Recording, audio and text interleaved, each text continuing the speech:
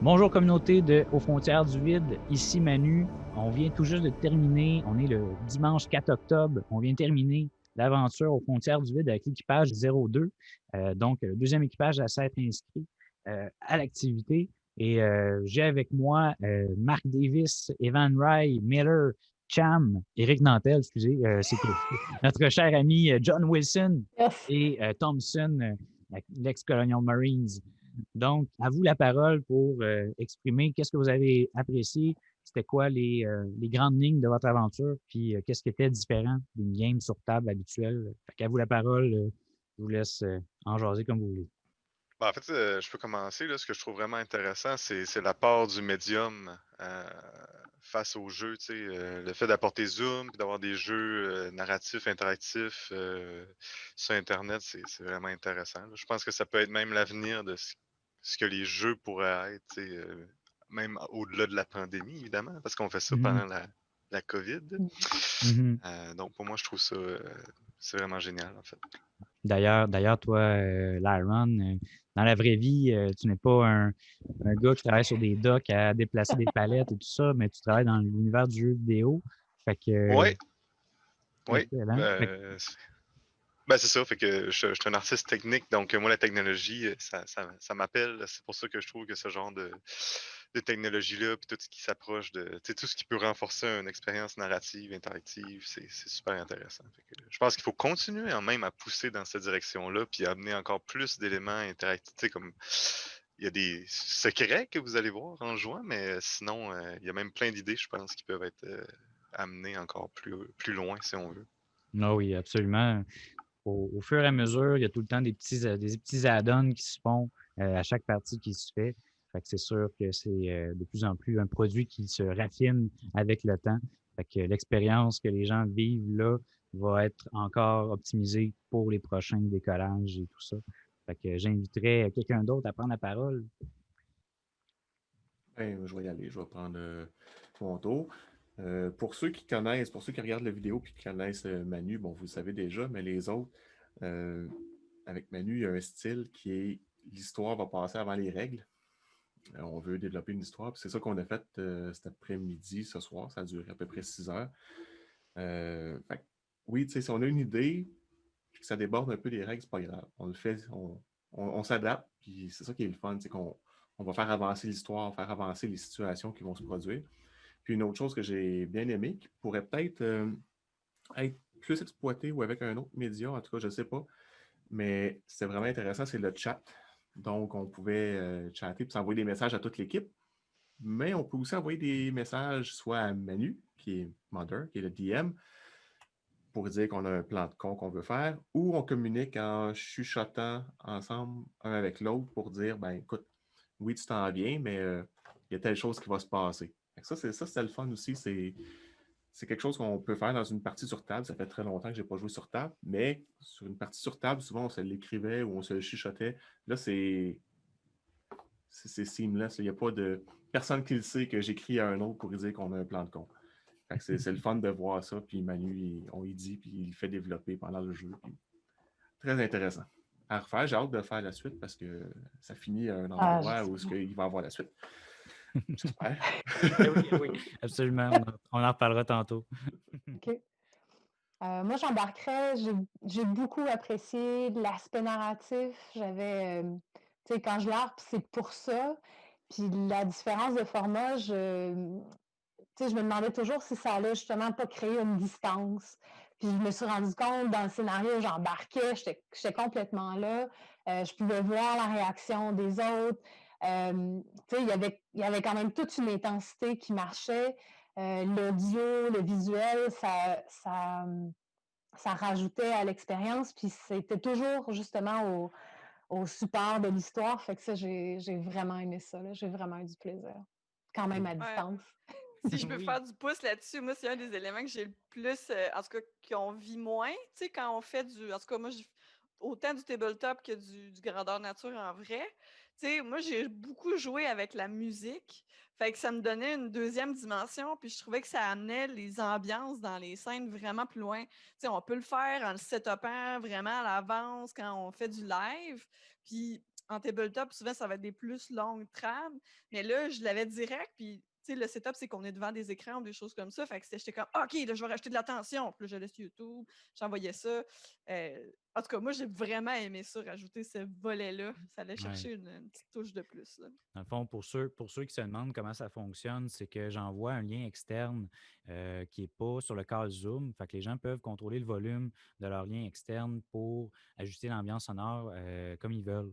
Fait que comme ça, on fait juste contrôler l'ambiance sonore. Puis, à certains moments, des personnages peuvent envoyer leur tune favorite de leur groupe sur la frontière favori. Fait que ça peut être du AC/DC qu'ils mettent dans leur spatio suit et tout ça. Donc, c'est des choses qui sont possibles.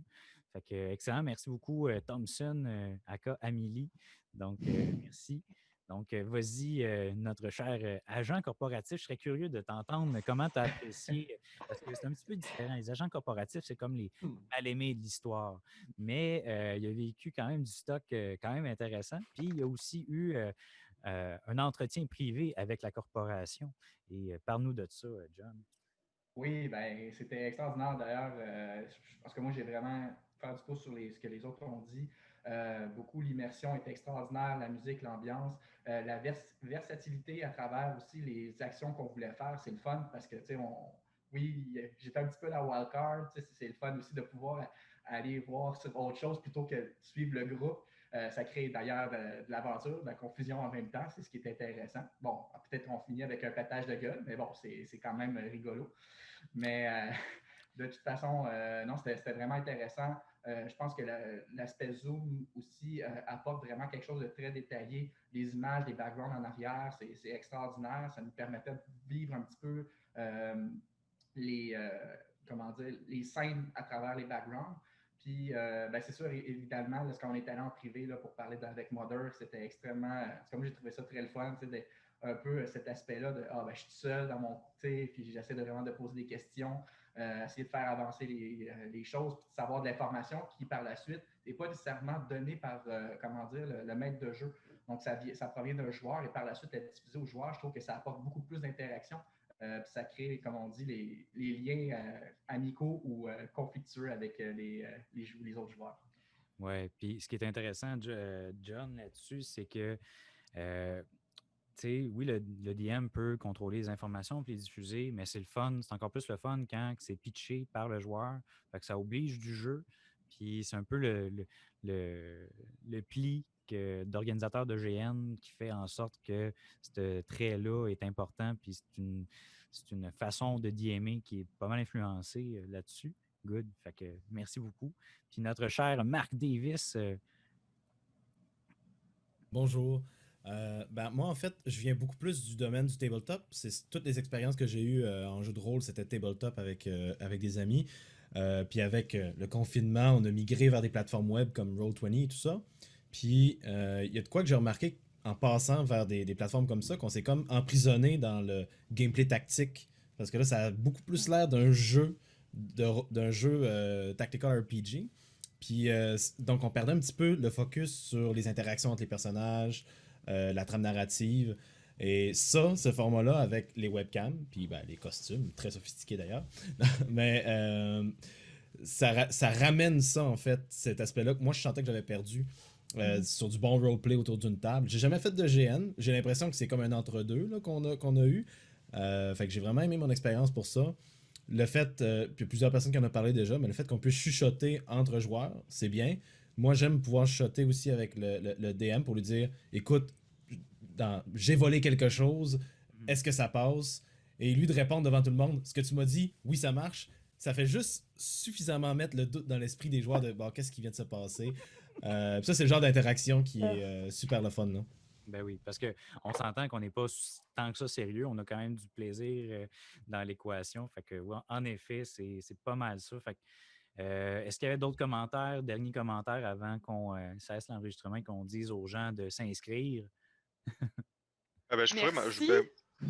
Je rajouterais un petit commentaire parce que moi, ça m'avait fait je n'ai pas fait beaucoup, moi, du tabletop et tout, mais c'est quand même approchable facilement pour les gens qui hésiteraient par la complexité. Là. J'ai trouvé ça plus simple que justement avec l'approche que tu prends expliquer les choses ou de la façon on a les C'est outils pour joué. nous aider, ben, tu sais, il n'y a pas à avoir peur de la complexité, je devrais Ouais, dire. ben c'est vraiment fait pour que ça soit simple, pas mal. On a quelques projets qui peuvent découler de ce qu'on a fait là, ici. Fait que, en effet, ben, excellente mention.